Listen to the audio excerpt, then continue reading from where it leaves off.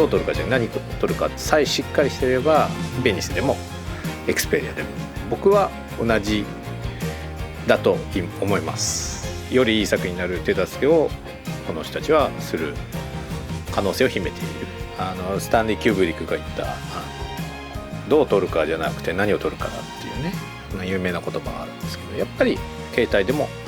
撮っても同じぐらい面白いじゃんっていうことをやっぱりやってみたい監督って多いと思うんですよ。僕もそうなんですけど、現場で見て、仕上がりも見ましたけど、自分が感じたの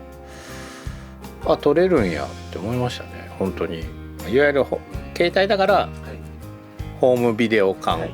を前面に出したい作品を作るっていうのが今回は一番ほど遠い、一番やりたくなかったコマ数っていうか 24p と言われるものですけど、それはとても大きいと思いますね。フィルムルックっていうものにするのにどれだけ苦労したか。でもきっちりフィルムルックで撮れるカメラめちゃめちゃ高い。僕なんかインディーズ映画なんで苦しんできて、自分の携帯でフィルムルックで撮れるんだったらそれはこんないいことないですよね。テレビが日本は16対9でやったと、16対9、4対3の時代にずっと映画が好きで映画を撮りたいで撮りたいのにやっぱり撮れない。なんか無理やりねこう上下に黒入れたりして、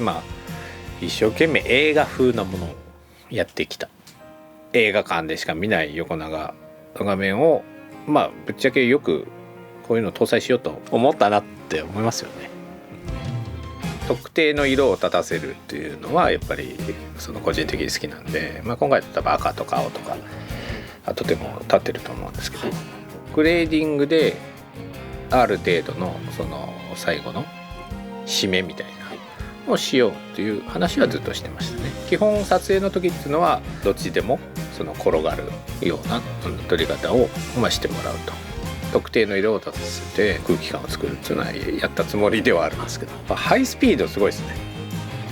最後の落ちるとこハイスピードスローかかってるんですけど、ハイスピードも僕らやっぱ苦労してきたんですよ。携帯でスローモーション撮れるんだって正直きっちりハイスピードになってるんで、よう作りはりましたなってやっぱ思いますね。